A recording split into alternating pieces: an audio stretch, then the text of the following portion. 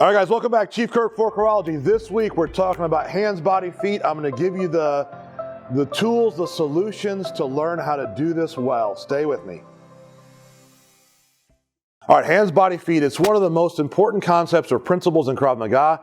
What we're really focused on is making movement that's not telegraphed, and we're focused on being able to make contact with our target consistently using the hands, body, feet method. So typically what happens is people get in their fighting stance, and when they're in their fighting stance, what people do is they shift their weight forward before they move their hand. So there would be a weight shift, right? The front knee typically bends a little bit before it picks up, and during the weight shift here, the body starts moving. Because you're a silhouette and the background changes, it's a telegraph. So this is an example of weight shift, punch, weight shift, punch. And when you make that motion, you're actually doing body, hands, feet. Some people do extra special and do body, feet, hands, which is almost exactly the opposite of what we want to do. All right, so here's what I'm going to tell you. It's really easy. I'm going to ask you to get in your fighting stance. I'm going to ask you to do some basic movement. And when you move, I'm going to ask you to do specific things with your arms. And what I'm going to show you right now is how to use movement to hide movement.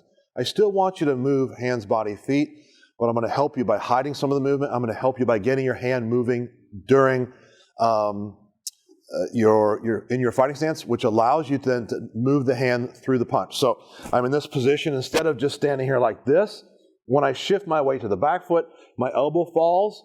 My hand doesn't do this. It's like I'm telling a trucker to honk his horn, right? So I'm in this position.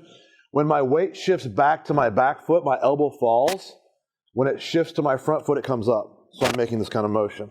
And you can do any version of this. You can stop. You can do, but see how I'm doing this? When my weight goes back, the elbow falls.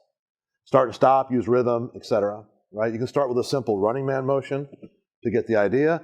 As I'm moving, and I'm making these motions, when I shift back, my elbow falls. When I come back forward, my elbow and my hand come up.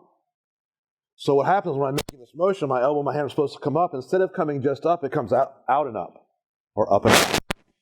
So I throw my jab doing this process. Because my hand is already moving, I can move my hand as I shift my weight from back to front, or in this case, right foot to left foot.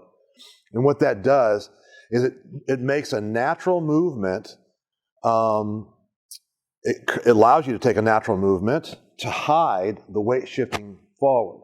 So again, elbow down, hand down as I go to the right foot, and then back up. So I'm making this motion like this, and then I throw my hand and my body and my feet come after it.